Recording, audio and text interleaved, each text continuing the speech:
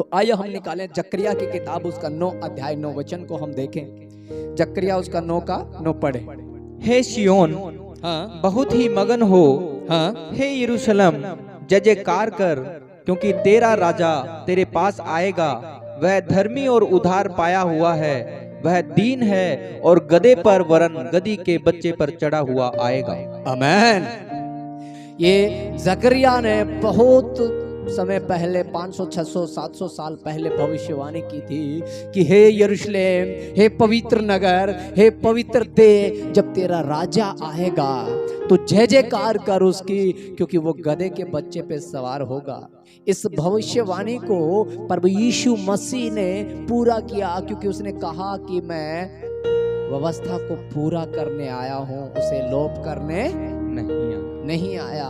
यशायाह भविष्यवक्ता एक जगह कहता है, मैं तो प्राचीन काल की बातें, मैं तो प्राचीन अंतिम की बातें प्राचीन काल से कहता हुआ आया हूं। जो बीतने वाली, जो अंत में होने वाली बातें हैं, मैं तो शुरू से ही कहता हुआ आया हूं। मैं तो अंतिम की बातें प्राचीन काल से ही तुम्हें बताता हुआ आया हूं। और ये जकरिया इस बात को कह रहा है कि जो आने वाला, ये जकरिया ने जब बोला था ना, ये वर्तमान नहीं था, उस समय भविष्य था। जब वो बोल रहा था इस बात को कि हे यरूशलेम, हे इज़राइल, हे सियोन पवित्र पहाड़, हे पवित्र नगर, तू जय जयकार कर, क्योंकि तुझ पे जो राज्य करने वाला है, इस जगत पे जो राज्य करने वाला है, वो धर्मी और उद्धार पाया हुआ, और वो पृथ्वी से पृथ्वी तक, छोर से छोर तक उसके राज्य का कभी अंत नहीं होगा। वो ऐसा जीवन उसका होगा, वो आने वाला है। ये पहले से बता रहा है जकरिया, और इसको पूरा किस रीति से प्रभु यीशु मसीह ने किया। यूहन्ना की किताब उसका 12 अध्याय 12 और 13 वचन को हम देखते हैं। यूहन्ना उसका 12 और 13। दूसरे दिन बहुत से लोगों ने जो पर्व में आए थे, हाँ, यह सुनकर कि यीशु यरूशलेम में आता है, हाँ, खजूर की डालियां ली और उससे भेंट करने को निकले, हाँ, और पुकारने लगे कि होशना, धन्य इज़राइल का राजा जो प्रभु के नाम से आता है। आमेन। खजूर की डालियां ली उन लोगों ने, और उस सप्ताह में, ये वो सप्ताह है जब फसह का पर्व चल रहा था। यरूशलेम में बहुत बड़ा एक मेला लगा हुआ था। जाति जाति कुल कुल भाषा भाषा के लोग उस पर्व में आया करते थे। महीने महीने भर ये पर्व चला करता था।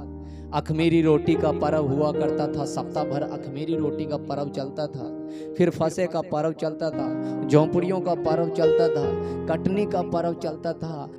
प्रभु यीशु मसीह ने अपने आप को उस गधे पे शांति का राजकुमार बना करके अपने आप को उसमें प्रवेश करवाया। तो यहां से उसने उस भविष्यवाणी को पूरा किया था कि वह लादू के बच्चे पे। अब निकाले लूका की किताब उसका 19 और 29 और 40, 19 अध्याय का 29 और 40। तब भीड़ में से कितने फरीसी उससे कहने लगे, हे गुरु, अपने चेलों को डांट। हाँ, उसने उत्तर दिया कि तुमसे कहता हूं, यदि ये चुप रहे तो पत्थर चिल्ला उठेंगे। आमेन। जब प्रवेश किया जा रहा था, तब शास्त्री और फरीसियों की नींद हराम हो गई, जिनकी दुकानें चल रही थी, क्योंकि वो सराफें बखेरने वाला था। वो उस मंदिर में जाकर के वहां की व्यवस्था को पलटने वाला था, दुकानदारियां बंद करने वाला था। उसने जाकर के, बाइबल ऐसा कहती है, उसने सराफे बिखेर दिए, अंडे उखाड़ दिए, बच्चे, जानवर, कबूतर, चिड़िया वहां मंदिर से उड़ा दी, जानवरों को खोल दिया, और कहा, तुमने मेरे पिता के घर को क्या बना रखा है? डाकुओं का घर बना रखा है। तुमने मेरे पिता के घर को बिजनेस बना दिया है। आज लोग वही बिजनेस फिर लिए चल रहे हैं। आज भी उसके पिता के घर को डाकुओं की खोप बना दिया। यीशु मसीह आ रहा है। अब वो गधे पे नहीं होगा, अब घोड़े पे होगा। हालेलुया। अब न्याय होगा।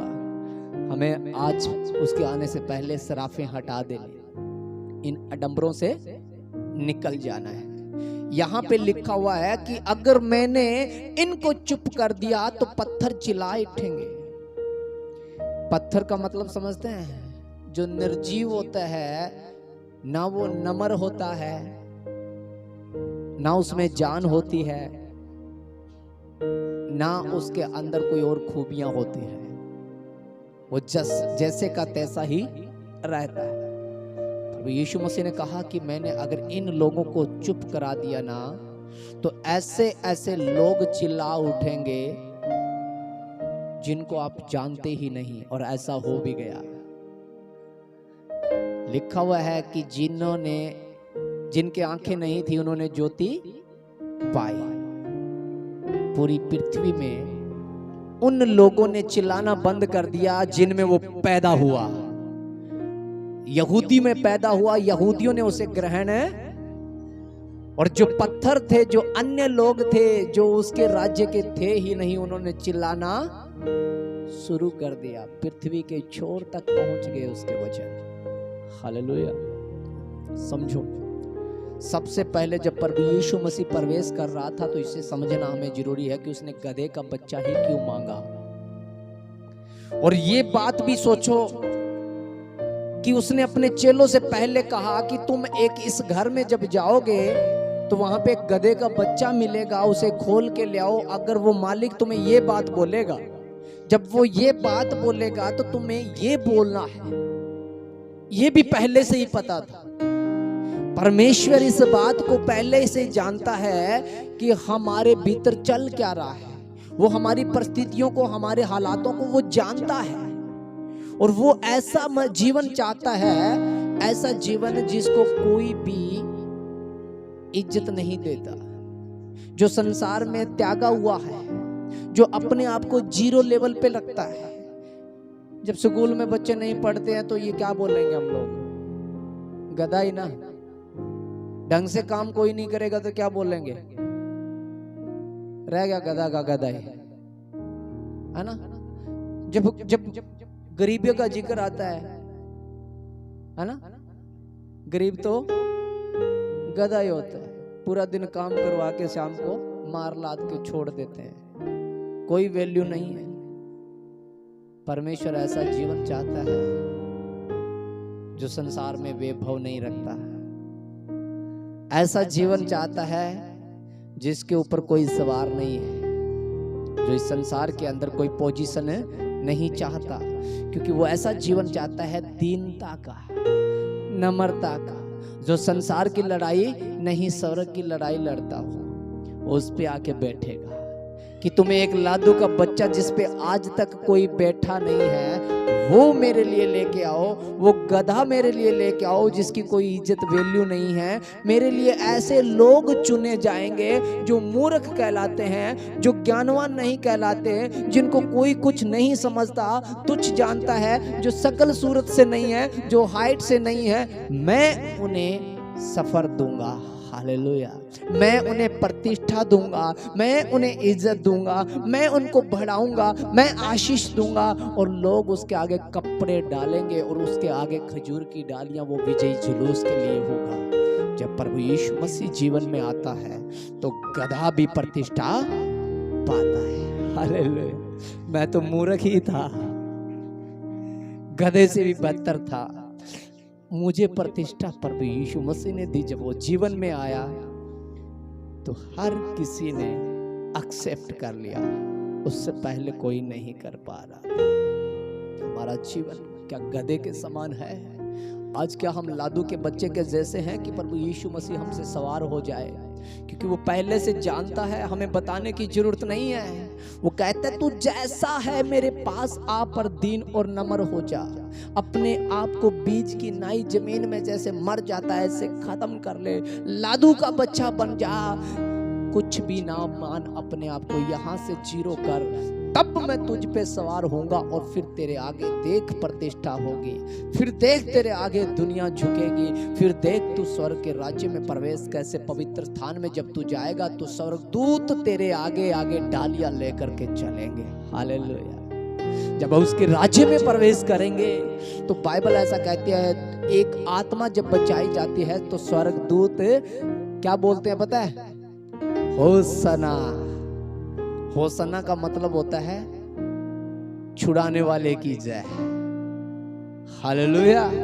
होसना का मतलब होता है कि वो आ रहा है छुड़ाने वाला। तब वो दूत कहेंगे इसको छुड़ा लिया गया है। होसना।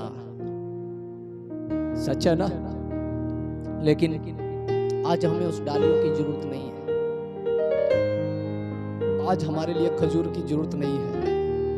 क्यों?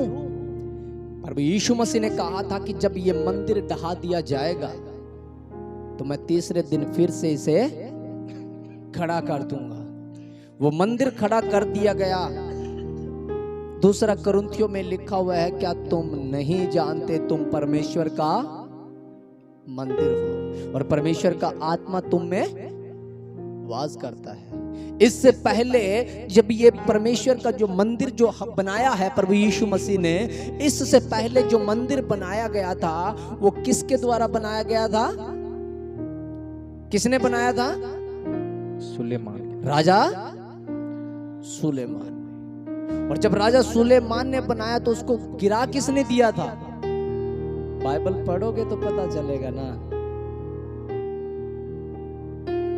ये जो अंगूठे है इसकी रेखा घस जाएगी जब पेज पलटोगे। ये ना तो गेहूं के ऊपर लगेगा ना कहीं और अंगूठा लगेगा, क्योंकि रेखा मिट जाएगी, सिर्फ बाइबल पे चलेगी, तब पता चलेगा। जो राजा सुलेमान ने मंदिर बनाया था उसको गिराने वाला फारसी था नबूकदनेस्सर। उसने उस मंदिर को ढहा दिया था। फिर उस मंदिर को किसने बनाया था? एक इजराइल का राजा फिर हुआ, जरुब्बाबेल। उस जरुब्बाबेल ने बनाया था उस मंदिर को, और आकर के उसको रोमियों ने फिर ढहा दिया।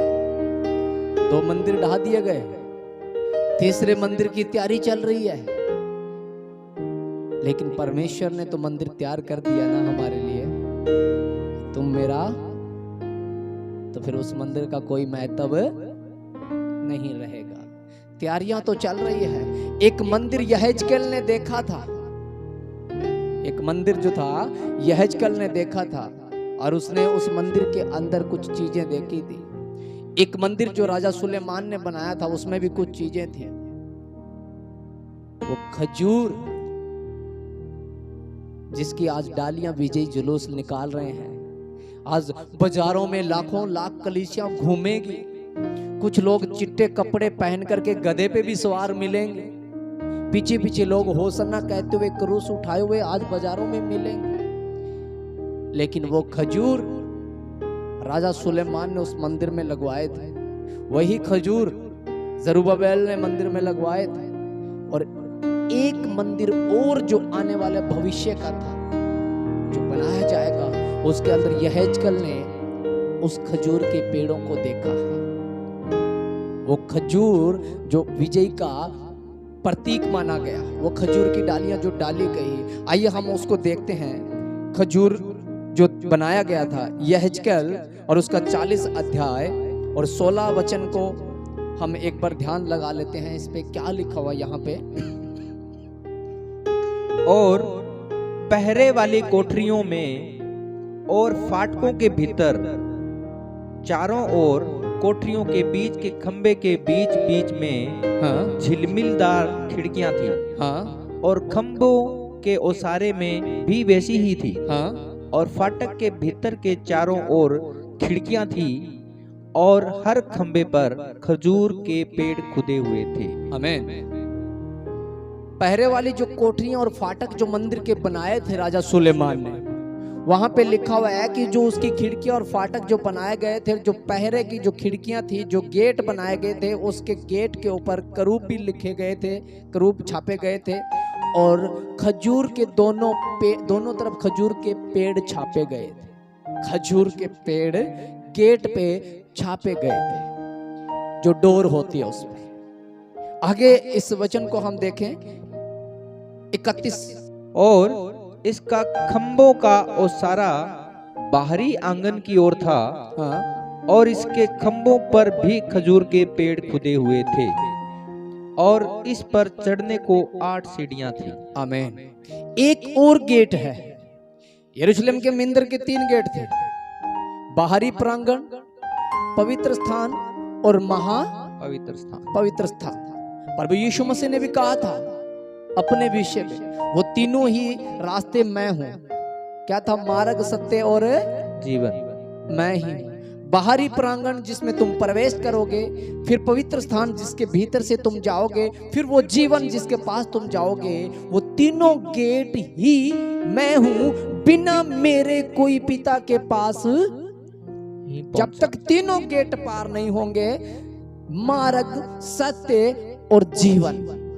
यरूशलेम के मंदिर के ऊपर प्रभु यीशु मसीह जब इस बात को बता रहा था, वो यहूदियों के अंदर, उन लोगों के अंदर बता रहा था, तो वहां पे चल क्या रहा था? उन लोगों ने बहुत जल्दी समझ पाए वो लोग, क्योंकि जो बाहर का जो गेट था उसके ऊपर लिखा हुआ था मार्ग, और भीतर जो लिखा हुआ था गेट पे, उस पे लिखा हुआ होता था सत्य। और जहां पर परमेश्वर का जो वाचा का संदूक रखा गया, जिसमें शकीना आता था, जिसको जलाल कहते हैं, जब मूसा उस वाचा के संदूक के मिलाप वाले तंबू में जाकर के परमेश्वर से जब बात करता था, तो एक रोशनी, एक किरण आती थी जो उसके मुंह पे लगती थी, और उसके मुंह पे किरण चमकती थी। उसका चेहरा जो था वो चमकता था, उसका नूर झलकता था। वो शकीना बोलते हैं उसको, हिब्रू भाषा में उसे शकीना कहते हैं। वो जीवन था जहां परमेश्वर का वाचा का संदूक और जो प्रतिज्ञा की पट्टियां थी, व्यवस्था लिखी हुई, 10 आज्ञाएं जिसपे लिखी हुई थी, वो जीवन जो उजाला, ज्योति जिसको बोलते हैं, उस ज्योति में जाने के लिए क्या करना पड़ेगा? सबसे पहले मार्ग, फिर सत्य, फिर ज्योति आएगी। प्रभु यीशु मसीह ने कहा, मेरे बिना कोई उस ज्योति के पास, वो मार्ग और सच्चाई मैं ही हूं, तब जीवन को जाओगे। वो 3 गेट हुआ करते थे। यहाँ पे लिखा हुआ है कि बाहरी प्रांगण के ऊपर भी खजूर के पेड़ छापे गए, भीतर के अंदर भी पेड़ छापे गए, और आगे और पढ़े हम 37 वचन को। उसके खंबे बाहरी आंगन की ओर थे, और उन पर भी दोनों ओर खजूर के पेड़ खुदे हुए थे, और उसमें चढ़ने को 8 सीढ़ियां थी। आमीन। ये जो पेड़ है, यह के दर्शन में देख रहा है, अभी ये है नहीं, ये दुनिया में है नहीं मंदिर अभी, वो दर्शन देख रहा है कि मैं एक ऐसा मंदिर, आप जब घर जाकर के 40 और 41 अध्याय पूरा पढ़ लोगे, दोनों अध्याय पूरा पढ़ोगे, तो इसके पूरे कंटेंट को आप समझ पाओगे कि एक यहेजकेल सोया पड़ा है, स्वप्न में प्रकाश मिल रहा है, उसको एक प्रकाशन मिल रहा है, और वो एक मंदिर देख रहा है भविष्य में, कि मैं एक ऐसा मंदिर देख पा रहा हूं कि उसके गेट ऐसे ऐसे हैं, और उसके गेट के ऊपर खजूर के पेड़ छपे हुए हैं, करूब लगे हुए हैं। करूब पता है कितने लोगों को पता है करूब कैसे थे? हालेलुया। वाचा का संदूक के ऊपर परमेश्वर ने 2 करूब के लिए बोला था कि उसके ऊपर 2 करूब बिठाना, पंख वाले होते हैं जानवर के जैसे। और अदन की वाटिका में जब आदम ने पाप कर दिया था, तो बाइबल ऐसा कहती है कि परमेश्वर ने आदम को अदन से बाहर किया, और जीवन के वृक्ष के चारों ओर अग्नि में तलवार खींच दी, और करूबों को बिठा दिया उसका पहरा देने के लिए। करूब परमेश्वर के दूत होते हैं, जो एक अलग ही रीति के होते हैं, जिनमें कुछ भी बनने की काबिलियत होती है, वो सुरक्षा प्रदान करते हैं। उनके पर होते हैं, लिखा हुआ ना, तू मुझे अपने परों में छुपा ले। वो करूब जो होते हैं वो कवर करते हैं। ऐसे ही गेट पे भी करूब बिठाए गए थे ताकि जो भीतर जाए उसे वो कवर करे। वो तो क्या एक प्रतिमात्मक था, छाया थी आने वाले मंदिर की, जो प्रभु यीशु मसीह बनाने जा रहा था, जो हमें वो खजूर बनाने जा रहा था, वो तो उसकी छाया थी। तो वो हमें दिखाया जा रहा था। जिस प्रकार से एक टीचर बच्चे को बोर्ड के ऊपर समुंदर का चित्र बना के देता है, लेकिन वो समुंदर नहीं है, उस चित्र को देख करके बच्चा समझ पाता है कि जिस किसी दिन मैं समुंदर के करीब जब जाऊंगा तो मैं समझ जाऊंगा ये समुंदर है। हमारे ख्याल से बच्चों ने अब तक समुद्री जहाज नहीं देखा है जो स्कूल में पढ़ते हैं, पर जब उनको चित्र दिखाया जाता है तो उन्हें पता चल जाता है कि जिस दिन समुद्र के किनारे समुद्री जहाज को देखेंगे तो वो फटाक से बोल देंगे ये समुद्री। ये प्रतिमात्मक चीजें चल रही हैं, क्योंकि आने वाले समय के अंदर ऐसा होगा कि प्रभु यीशु मसीह जब हमें बनाएगा वैसा, तब हम समझ जाएंगे कि वो मंदिर में जो खूबियां हुआ करती थी वो हमारे अंदर होनी चाहिए। हमारे अंदर वो मार्ग प्रभु यीशु मसीह जो है उस मार्ग पे हमें चलना पड़ेगा। जो सत्य उसमें था वो हमारे अंदर होना चाहिए। जो वो जहां जा रहा था वहां हम जा पाएंगे कि नहीं जा पाएंगे, वहां कैसे, वो तो महापवित्र स्थान है, तो हमारे अंदर पवित्रता ही कैसी होगी, तब हम जा पाएंगे। ये यहेजकेल दर्शन देख रहा था, और इससे पहले जो राजा सुलेमान ने बनाया था उसके अंदर ये खूबियां पाई जाती थी। निकाले पहला राजा उसका 6 अध्याय निकाले, 29 वचन को देखें। और उसने भवन की भीतों में बाहर और भीतर चारों ओर करूब, खजूर और खिले हुए फूल खुदवाए। जब राजा सुलेमान ने मंदिर बनाया था अपने पिता से राजपाट लेने के बाद, जब वो अपने लिए भवन बना रहा था और परमेश्वर के लिए मंदिर बना रहा था, तब उसने भी वो खजूर के पेड़, करूब और खिले हुए फूल गेट पे लगवाए थे। आमीन। इसी का एक वचन और देखे 32। दोनों किवाड़ जलपाई की लकड़ी के थे, और उसने उनमें करूब, खजूर के वृक्ष और खिले हुए फूल खुदवाए। और सोने से मंडा और करूबों और खजूरों के ऊपर सोना मंडवा दिया गया। ये जिक्र चल रहा है पवित्र स्थान के प्रवेश द्वार का। वो बाहरी प्रांगण में करूब थे, पेड़ थे। अब ये पवित्र स्थान के प्रवेश द्वार के ऊपर भी वो ही पेड़ लिखे हुए हैं, वो ही करूब लिखे हुए हैं। इसका एक वचन और हम देखें 35। और उन पर भी उसने करूब और खजूर के वृक्ष और खिले हुए फूल खुदवाए, और खुदे हुए काम पर उसने सोना मंडवाया। आमीन। ये प्रतिमात्मक थे। ये खजूर के जो पेड़ जो छपवाए गए, खुदाए गए, इनका एक परछाई थी कि जब प्रभु यीशु मसीह इस जगत में आएगा तो वो इस पेड़ के भीतर से हमें कुछ जीवन देगा। इस पेड़ में कुछ खास बात है, लेकिन खजूर में अपनी कुछ खास बात होती है। अगर पवित्र स्थान के गेट तक खजूर पहुंचा हुआ है तो उसमें कुछ तो है। प्रभु यीशु मसीह जब आया और उसने खजूर की डालियां लेकर के जब लोगों ने उस पे विजय प्रवेश करवाया, तो उसमें कुछ तो है, कोई तो खास बात है। तो पर इस बात को राजा सुलेमान ने जब भवन बनवाया था, मंदिर बनवाया था, उससे पहले राजा दाऊद ने कुछ बोला था इसके विषय में। आइए पढ़े हम भजन संहिता और उसका 92 अध्याय 12 और 13। धर्मी लोग खजूर की नाई फूले फलेंगे, और लबानोन के देवदार की नाई बढ़ते रहेंगे। आमीन।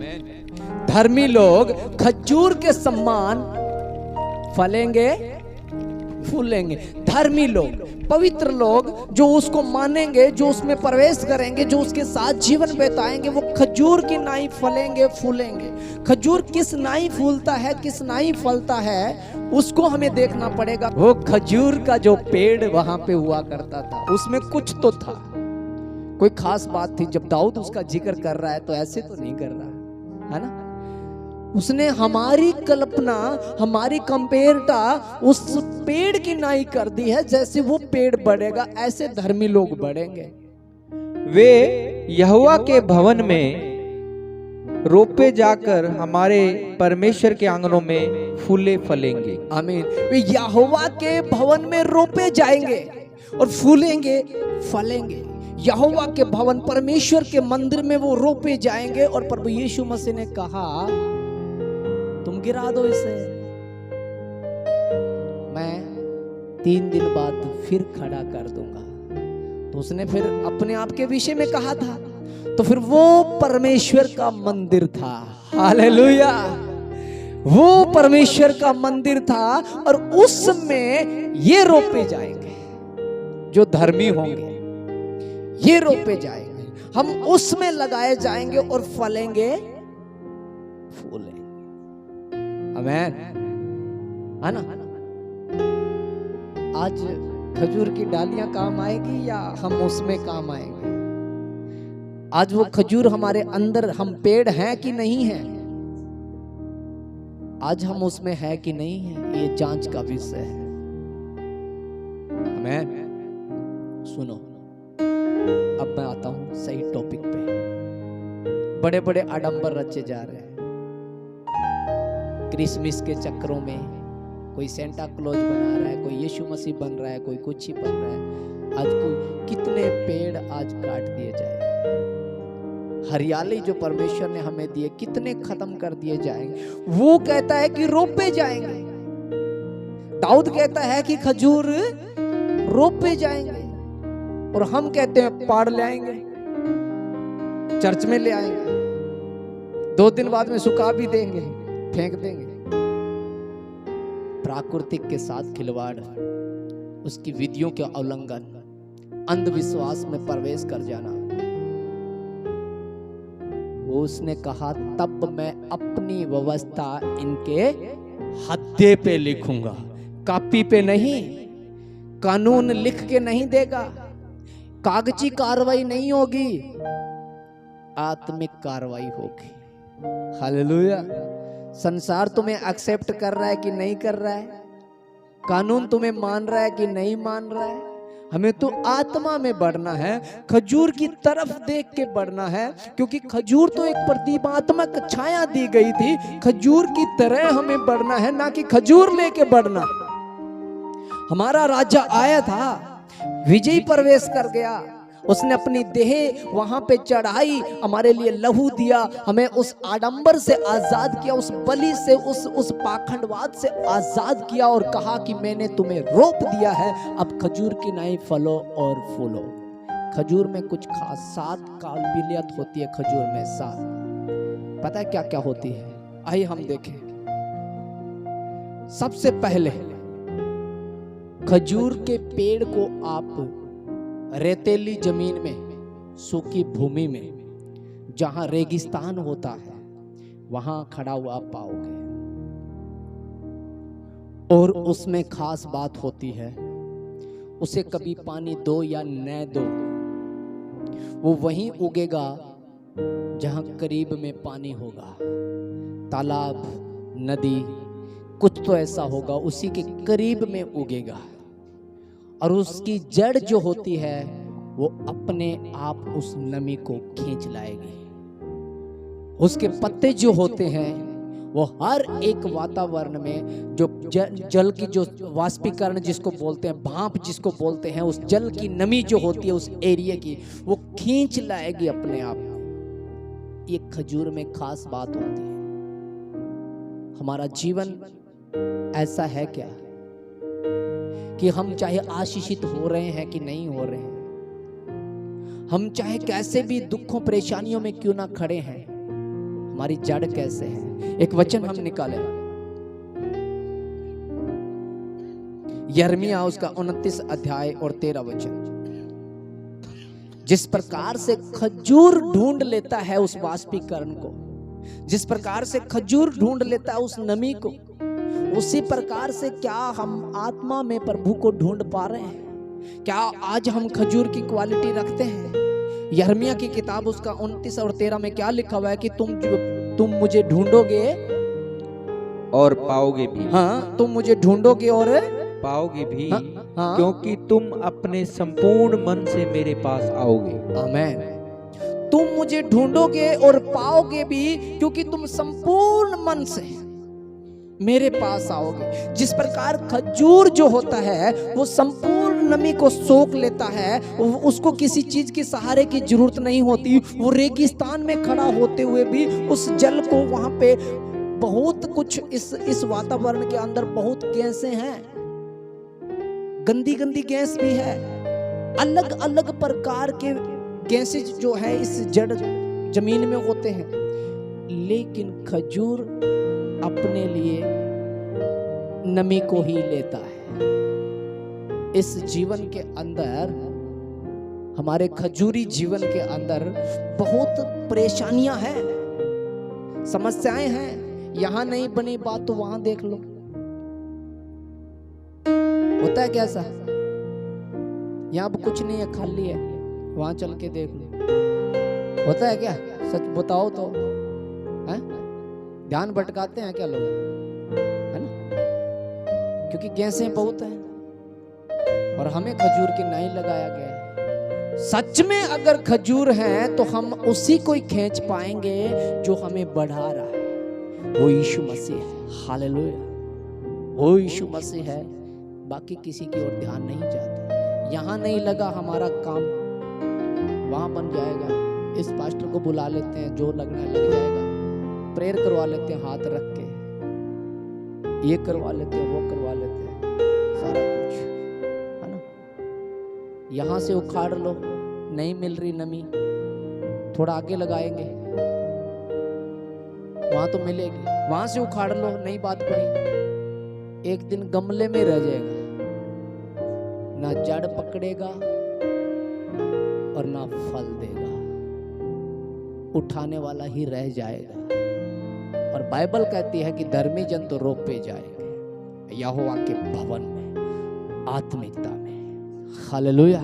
एक वचन और देखें, व्यवस्था विवरण और उसका 4 अध्याय 29 वचन। जब तुम गिर जाओ समस्याओं में, जब तुम्हें सताए, जब तुम्हारे ऊपर ऐसे ऐसे ब्लेम आ जाए, जब तुम्हारा काम नहीं बन पा रहा, जब प्रार्थना नहीं सुनी जा रही है, जब ऐसे ऐसे लोग तुम्हें भरमाए रहे हैं, तुम्हारा जन्म पुराने में हुआ है, तुम पुराने में आ जाओ, तुम्हारा जन्म नए में हुआ है, तुम नए में आ जाओ, तुम यहाँ नहीं वहाँ आ जाओ, उसका अभिषेक नहीं है, इसका अभिषेक है, इसका ये, इसका वो। जब ऐसे परिस्थितियों में आ जाओ और तुम एक जगह बैठे हो, तो बाइबल ऐसा कहते हैं कि अगर तुम अकेले भी पड़ जाओ, जब तुम चारों तरफ से घिर जाओ और तुम ऐसी जगह पहुंच जाओ, तितर बितर हो जाओ, जहां पे लोग मूर्ति पूजक हो, जो लोग काठ की मूर्तियों को पूजते हो, वहां भी अगर तुम मुझे पुकारोगे तो क्या कर लोगे?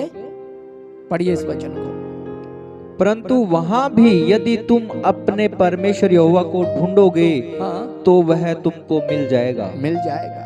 इसका अगर आप 28 वचन और 27 वचन पढ़ोगे तो बहुत अच्छी रीति से आपको समझ में आ जाएगा कि परमेश्वर का वचन कहता है कि जब तुम गिर जाओ, जब तुम अकेले पड़ जाओ, जब तुम्हारे अंदर सताव आ जाए, जब मूर्ति पूजकों के बीच में भी तुम्हें रहना पड़ जाए, जहां मसीह लोग ना हो वहां पे तुम्हें अगर रहना पड़ जाए, तब वहां भी तुम मेरी प्रार्थना करोगे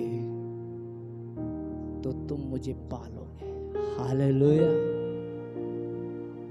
कौन से बड़े चर्च की बात हो रही है? कौन से बड़े शहर की बात हो रही है? कौन से 7 फुट के पास्टर की बात हो रही है? किसी भी जगह बैठ करके अगर तुम सच्चे मन से, शर्त क्या रहेगी इसके, थोड़ा एक वचन और पढ़े। शर्त यह है कि तुम अपने पूरे मन से, बस शर्त यह रहेगी कि तुम्हारा ध्यान जो है, तुम्हारा जीवन संपूर्ण मन से तुम उसे पुकारोगे। ये नहीं कि यहां बात बन रही है तो वहां भी ठीक है। शर्त एक ही रहेगी और वो ये रहेगी, तुम संपूर्ण मन से जब तुम मुझे पुकारोगे तो तुम मुझे पालोगे। मुझे परमेश्वर का जिक्र चल रहा है, घर का नहीं है। कोठी पालोगे, गाड़ी पालोगे, नौकरी पालोगे, छोकरी पालोगे, पैसे की टोकरी पालोगे, ऐसा नहीं है। सिर्फ एक ही चीज का जिक्र चल रहा है, मुझे पालोगे। परमेश्वर का जिक्र चल रहा है। लड़ाई कहीं यहाँ की तो नहीं चल रही है, खजूर की डालियां तो नहीं लिए घूम रहे। उसने तो हमें आत्मिक खजूर के पेड़ बनाए थे। राजा सुलेमान ने तो गेट पे रोपे थे ना। उसने कहा कि मैं तुम्हें यहोवा के भवन में रोपूंगा और तुम खजूर की पेड़ की नाई बढ़ोगे, फलोगे, फूलोगे भी। शर्त यह है, संपूर्ण मन से जब मुझे ढूंढोगे तो पालोगे। मत्ती की किताब में चलेंगे हम, वहां पे क्या लिखा हुआ है? मत्ती की किताब और उसका 6 अध्याय 33 वचन। मत्ती 6 का 33 क्या लिखा हुआ है? पहले उसके, इसलिए पहले तुम उसके राज्य और धर्म की खोज करो, हाँ, तो ये सब वस्तुएं भी तुम्हें मिल जाएगी। इसलिए पहले तुम उसके राज्य और धर्म की खोज करो तो ये सब वस्तुएं तुम्हें मिल जाए। जिस प्रकार से वो खजूर खोज रहा है नमी को, जिस प्रकार वो खजूर नहीं ढूंढ रहा किसी माली को, जिस प्रकार वो खजूर स्थिर खड़ा है उस रेतीली जमीन में, सूखी भूमि के अंदर, उसे नहीं चिंता, वो बढ़ता ही चला जाता है, बढ़ता ही चला जाता है, स्थिर रहता है, हर हालात में खड़ा है। उसी प्रकार से संपूर्ण जब तुम्हारा ध्यान इधर होगा, पहले उसके राज्य धर्म की जब खोज करोगे तो फिर बाकी चीजें कहाँ रह जाएगी। तो सब वस्तुएं जो तुम्हारे जीवन में भली है वो क्या हो जाएगी, मिल जाएगी। 7 अध्याय देखें इसका, 7 अध्याय और 17 और 19 वचन हम देखें। इसी प्रकार हर एक अच्छा पेड़ अच्छा फल लाता है, हाँ। और निकम्मा पेड़ बुरा फल लाता है। हाँ।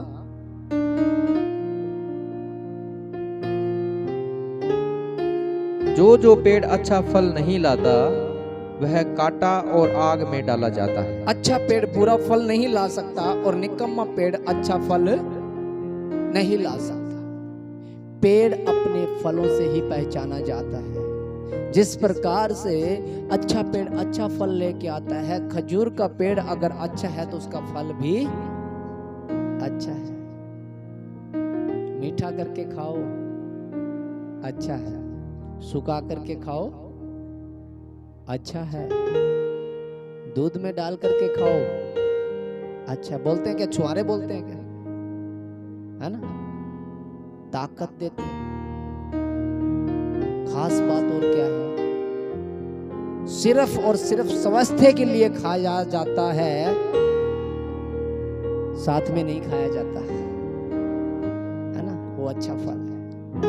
नहीं तो क्या, संतरा क्या होगा, साइड में रख लेंगे, संतरा भी चल रहा है, होता है क्या। वो खजूर का पेड़ अच्छा फल लेकर के आता है, क्योंकि अच्छा पेड़ है तो क्या करेगा, अच्छा फल लेकर के आता है। हालेलुया। और हम लोग अगर खजूर है और उसके भवन में है, उसके जीवन में रोपे गए हैं, फिर कौन सा फल लेकर के आएंगे। नाम आत्मिक है ना, वैसे तो खजूर के पेड़ नहीं है, आत्मिक है, लेकिन क्वालिटी खजूर वाली होनी चाहिए। अगर अच्छा पेड़ है, वो अच्छा फल लेकर के आ रहा है, तो अच्छा जीवन है, तो कौन सा फल लेकर के आएगा। गलातिया 5:22 में लिखा हुआ है ना, लगाएं भाई कृष्ण एक बार वहां पे। गलातिया 5:22 में क्या लिखा है, आत्मा के फल तो प्रकट है। क्या है वहां पे, पर आत्मा का फल हाँ, प्रेम, प्रेम, आनंद, आनंद, मेल, मेल, धीरज, धीरज और कृपा, भलाई, भलाई, विश्वास, नम्रता, नम्रता और संयम है। संयम है क्या हम में। जी होते तो पर झड़ ही जाते हैं, थोड़ी सी हवा आई कि हमारे फाल तो गिर गए। मैं बहुत दयालु हूँ, बहुत ज्यादा दयालु हूँ, पर करूँ क्या, जब सामने वाला पैसा वापस नहीं करता तो फिर मैं आकड़ी जाता हूँ। गिर जाते, थोड़ी सी हवा लगी, फल गिर ही जाते है ना। तो पेड़ अच्छा पेड़ अच्छा फल लेकर के आए। हमारा जीवन कैसा होना चाहिए, करुणा भलाई का। चलती है क्या चुगलियां आज भी, समझो कैसा फल है हमारे यहाँ। अच्छा पेड़ अच्छा फल लेके आता है, वो खजूर का पेड़ अच्छा ही फल लेके आता है। उसके खजूर के पेड़ के कभी कीड़े नहीं लगते। और उसमें दूसरी खास बात क्या होती है, वो सीधा बढ़ता चला जाता है। सबसे छोटा सा छोटा प्रजाति का पेड़ 30 फुट का होता है, 30 फुट का, और बड़े से बड़ा पेड़ 150 फुट ऊंचा होता है, 150 फुट, जहां पे बादल भी कई बार आके बरसते हैं। 400 की हाइट पे जब बादल आ जाते हैं ना, तो बारिश छोड़ देते हैं। वाष्पीकरण ऐसा, हवा का दबाव ऐसा बन जाता है कि वो पानी को छुड़ा देती है। नीचे की वायु जो पृथ्वी का जो गुरुत्वाकर्षण बल है, वो बादल से पानी छुड़ा लेता, खींच लेता है। वो उतना ऊपर चला जाता है पेड़, और वो सीधा जाता है, उसमें टेढ़ा मेढ़ा नहीं। परमेश्वर के लोगों का जीवन सीधा होगा, वो इधर और उधर नहीं ताके, कैसी भी परिस्थितियां क्यों ना है, यहाँ क्या लिखा हुआ है कुलुस्सियों की पत्री उसका 2 अध्याय और 6 वचन में क्या लिखा हुआ है। वो इतना बढ़ता चला जाता है, हर परिस्थितियों में इतना बढ़ता चला जाता है। अगर उसके काबिलता में है, हम खजूर के नाई अगर बढ़ रहे हैं, हमें खजूर के समान अगर बढ़ने को बोला गया है, तो पौलुस क्या कहता है, इसको पढ़े हम। दूसरा कुलुस्सियों 2 का 6 और 8 आप लिख लीजिएगा। सो जैसे तुमने मसीह यीशु को प्रभु करके ग्रहण कर लिया, हाँ, वैसे ही उसी में चलते रहो। हाँ, और उसी में जड़ पकड़ते और बढ़ते जाओ। उसी में जड़ पकड़ते और बढ़ते जाओ। और जैसे तुम सिखाए गए वैसे ही विश्वास में दृढ़ होते जाओ। जैसे तुम सिखाए गए हो, जैसी शिक्षा तुम्हें दी जाती है, जैसा वचन आपको बताया जाता है, जो वचन आपसे बात करता है, उसी में बढ़ते चले जाओ। और अत्यंत धन्यवाद करते रहो। अत्यंत धन्यवाद करते रहो। चौकस रहो। चौकस रहो। कोई तुम्हें उस तत्व ज्ञान और व्यर्थ धोखे के द्वारा अहेर न कर ले। अहेर न कर ले, कोई तुम्हें शिकार ना कर ले।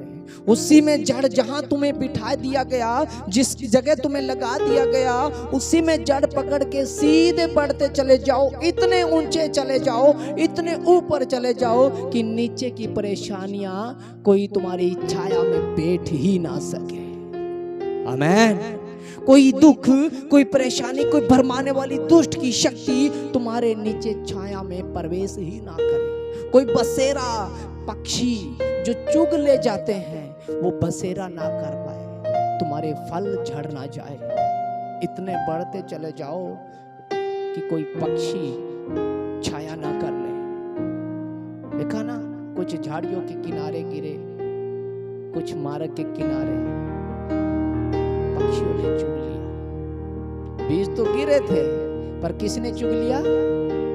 पक्षियों ने। परमेश्वर का राज्य राई के दाने के समान है, जो सबसे छोटा होता है और बढ़ते बढ़ते सब साग पात से बड़ा हो जाता है, और फिर पक्षी आकर के उस पे बसेरा कर लेते, अपना घोंसला बना लेते हैं, है ना। ऐसा राज्य दिया गया। पक्षी, ये पक्षी दुष्ट की एक निशानी दिखाई गई है।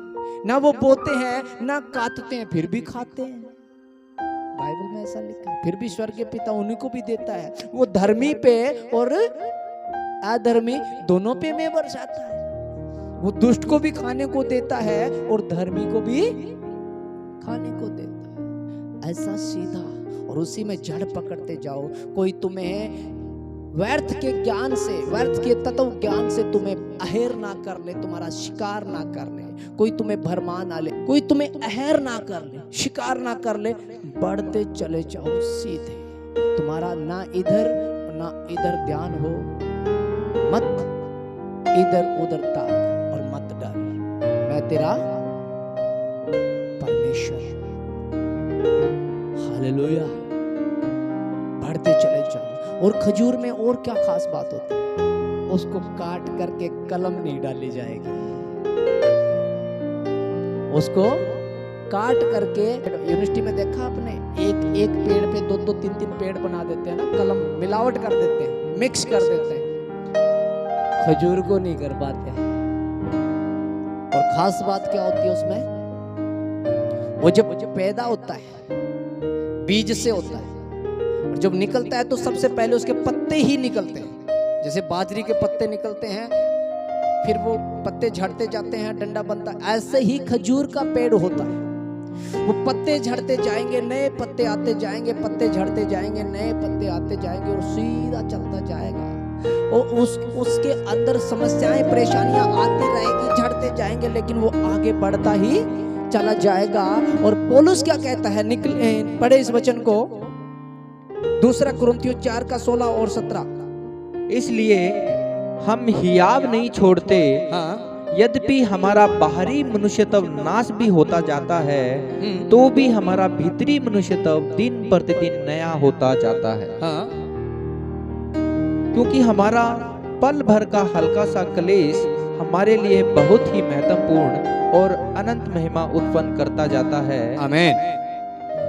इसलिए हम हियाव नहीं छोड़ते। खजूर के पत्ते झड़ गए तो क्या नए नहीं आएंगे? बढ़ेगा, नहीं रुकेगा। इसीलिए हम भी हियाव नहीं छोड़ते। अगर समस्या आ गई तो क्या हम गिर जाएंगे? बढ़ते चले जाएंगे। यद्यपि हमारा बाहरी मनुष्यता घटता चला जाता है, बाहर से हम सताए जाते हैं, बाहर से हम कंगाल समझे जाते हैं, बाहर से तो हमें डीठ और ऐसे पता नहीं क्या क्या जुबान से हमें बोला जाता है। जब बाहरी मनुष्यता हमारा खत्म होता जाता है तो भीतरी मनुष्यता बढ़ता चला जाता है। अब जो मसीह यीशु में है वो नई सृष्टि है, पुरानी बातें बीत गई, देखो सब कुछ नया हो गया। क्योंकि पुराने पत्ते झड़ते जाते हैं और नए पत्ते उगते जाते हैं, क्योंकि धर्मी जन उसके भवन में रोपे गए। पर यीशु मसीह में जो जीवन आया वो खजूर की नहीं आया है। हालेलुया। और खास बात क्या होती है, मैंने बताया था वो तालाब के किनारे अगल बगल में कहीं मिलेगा, और वो 50 से 150 फुट की हाइट पे रेगिस्तान में भी होता है। जब लोग भटक जाते हैं, जब मार्ग भटक जा, जब पीने को पानी नहीं मिलता, उस जमाने के अंदर जब खजूर का पेड़ नजर आता था तो एक आस नजर आती थी, हो ना हो कहीं ना कहीं पानी मिल ही जाएगा। वो एक निशानी थी कि लोग जब खजूर के पेड़ को देख लेते थे, ऐसे खजूर का पेड़ जब नजर आता था तो प्यासे को आस लग जाती थी कि कहीं ना कहीं नजदीक में तालाब या नहर मिल ही जाएगा। अगर मसीह जीवन है तो हम कितने लोगों की आस बने हुए हैं। जब हम प्रभु यीशु मसीह में आते हैं तो हमें कितना अच्छा लगता है। अच्छा आप मसीह में हैं, कितना अच्छा लगता है ना। एक आस बनती है कि इससे कुछ सीखने को मिलेगा, है ना। हमारा जीवन है क्या कि हम भटके हुए को मार्ग दिखा रहे हैं, है क्या ऐसा? खजूर तो वही है, धर्मी जन तो उसी में बढ़ेंगे, खजूर का समान। अगर हम भटका रहे हैं, कुछ खजूर यहां से निकल के गए हम मार्ग ही भटका रहे हैं, है ना। रास्ते पे लेकर के आ गया, जहां बैठे हैं उसी में बढ़ते चले जाओ। जो सिखाया जाता है उस शिक्षा को मनन करो, बाइबल में मिलाप करो। क्या परमेश्वर ने हमें खजूर का पेड़ बनाया है? क्या दाऊद ने ऐसा इसलिए कहा था? क्या सुलेमान ने गेट पे जो खजूर के पेड़ लगाए थे वो ऐसे ही लगा दिए थे? पीपल का पेड़ क्यों नहीं लगाया? अनार का पेड़ क्यों नहीं लगाया? खजूर क्यों लगाया? उसमें खास बात क्या थी, है ना। सबसे और अंतिम उसकी खूबियां क्या होती है पता है आपको? है? कितने लोगों को पता है? चलो बताता हूं। आप यहां से जब घरों के जाओगे ना तो आपको कुछ लोग मिलेंगे नरेंद्र पार्क के पास, बस स्टैंड के बिल्कुल गेट के सामने झाड़ू बना रहे हैं खजूर के पत्तों की। देखा है क्या? खजूर के पत्तों की क्या बनाते हैं? पंखे। देखा है ना, चटाई। उसके पत्ते कभी बेकार नहीं जाते, कभी बेकार नहीं जाते। और उसकी छाल, जो पेड़ की छाल होती है, पलाई बनाने के काम आती है। एक चीज उसके खराब नहीं होती है। उसका फल कच्चा है तो भी बड़ा आनंद देता है, पक गया गुड़ में मिलाया तब भी बड़ा आनंद देता है, और गलती से सूख भी गया तब भी खाने में दूध में गिर के बड़ा आनंद। मसीह जीवन ऐसा ही है, उसका कुछ भी बेकार नहीं जाएगा, उसकी मेहनत कभी बेकार नहीं जाएगी। तब वो धर्मी जन उसके भवन में बढ़ेगा, तब वो आशीषें पाएगा। ये खजूर की डाली हो सन्ना दाऊद के ललना हो सन्ना, ऐसे नहीं होगा। ये तो पेड़ खत्म कर रहे हैं हम लोग।